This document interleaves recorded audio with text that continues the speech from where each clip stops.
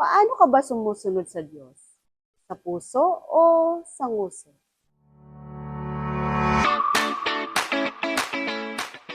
Magandang araw po sa inyong lahat. Sumusubaybay sa programa ng CGM Balete ang 24/7 Wow Words of Wisdom. Ako po si Sister Mari Pecasapaw na maghahayag ngayon ng salita ng Diyos about discipleship. Tayo po ay makibukas sa aklat ng Mateo chapter 28 verse 19. Ang sabi po doon ay, "Kaya't humayo kayo, gawin ninyong alagad ko ang mga tao sa lahat ng mga bansa. Bautismuhan ninyo sila sa pangalan ng Ama at ng Anak at ng Espiritu Santo." Sabi po sa ating talata na binasa, nabanggit po doon ng alagad. Bakit nga ba sinabi ng Panginoon na gawin ninyong alagad ko ang lahat? Gaano kaimportante ang maging alagad ng Panginoon? Una tayong naging mananampalataya at naniwala sa Diyos na kahit hindi natin nakikita ay nararanasan naman natin ang kanyang mga biyaya. Ang pag-ibig niya sa atin na walang hangganan. Sa talata ding ating binasa, tayo ay naging mananampalataya. At dapat lang na ang isang mananampalataya ay maging alagad ng Diyos. Huwag tayong manatiling Kristiyano lamang o converted Christian. Na ang gusto ng Panginoon ay hangarin natin sa buhay na ito, na ibigay natin sa Kanya ang kagustuhan niya na gawin natin. Na tayo ay maging isang tunay na disipulo at sumusunod sa kalooban ng Diyos. Ang pagiging disipulo ay pagtugon sa tawag ng Panginoon na maging alagad niya. Ito ay isang malaking hakbang na habang kinikilala natin ang Diyos, ay sinusunod naman natin ang kanyang kalooban. Sinabi po sa unang Korinto chapter 11 verse 1, "Tularan ninyo ako gaya ng pagtulad ko kay Kristo." Ang talatang ito ay hindi madaling gawin sa ganang atin. Kaya tayo bilang mananampalataya ay palagi tayong humingi sa Kanya ng karunungan at pagpakumbaba sa Kanya.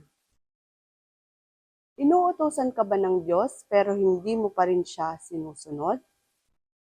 Tayong mga Kristiyano ay tinawag upang sumunod sa Kanyang mga kautusan. Huwag tayong magaling lamang magsabi ng, "Yes, Lord, susunod ako." Ngunit hindi naman natin ito ginagawa. Maging Kristiyano tayo sa puso, ngunit hindi lamang sa nguso. Amen.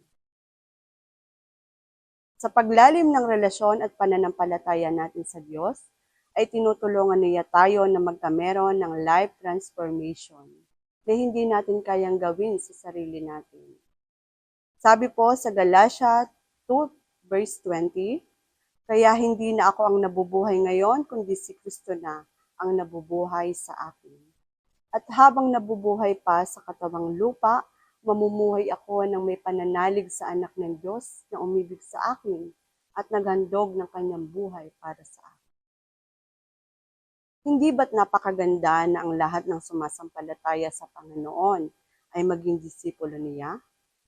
Disipulo na sumusunod sa kalooban ng Diyos at nagpapatuloy na nagbabahagi ng kanyang mga salita. Na tayo ay namatay na sa ating mga sarili, maging sa ating sariling kalooban o ang ating sariling kagustuhan.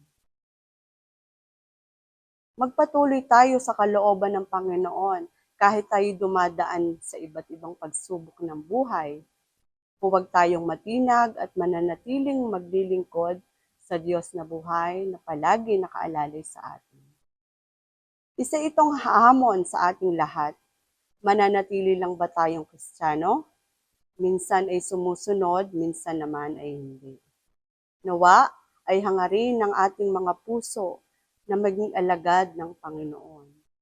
Hindi ito magiging madali, pero kung tayo magpapakumbaba sa ating Panginoon at aaminin na hindi natin ito kaya, tutulungan niya tayo, sasamahan, pangungunahan at pagtatanggumpayin na tayo ay maging isang tunay, tapat na disipulo. Tayo pong lahat ay manalangin. Oh, hallelujah, Lord Jesus. Panginoon, maraming salamat nga po, Ama, sa iyong mga salita, O God. Amin. Narinig na yung araw na ito, Panginoon. Salamat po, O Diyos. Tunay nga, Panginoon, na huwag kaming manatiling Kristiyano lamang. Huwag lamang sabihin ng aming mga nguso. Ngunit isa puso namin, Panginoon, ang lahat ng kalooban mo, O God, sa buhay namin. Salamat po, Ama, hindi po itong madali, ngunit sa tulong at habag mo sa buhay namin, kami, Panginoon, ay magiging isang tunay at tapat na disipulo. Salamat po, Ama, sa bawat araw, Panginoon, na kami iyong sasamahan upang maging matagumpay kami na iyong alagad. Lord, ang lahat po ng ito ay sa iyo lang namin ipinagkakatiwala sa tanging pangalan ng iyong anak na si Jesus. Amen. Muli, ako po si Sister Maripe Casapaw, na nagsasabing ang oras ay gamitin para ang Diyos ay luwalhati.